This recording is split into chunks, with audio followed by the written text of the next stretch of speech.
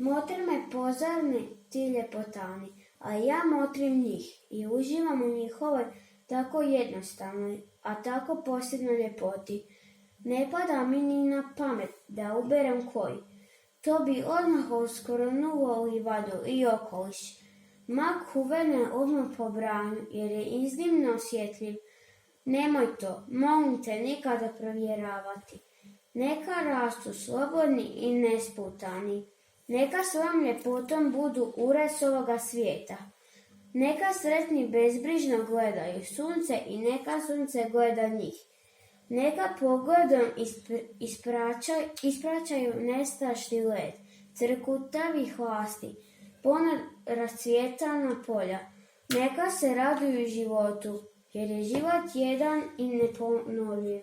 Život uvijek treba cijeniti. Nikad nisam posebno volio vrt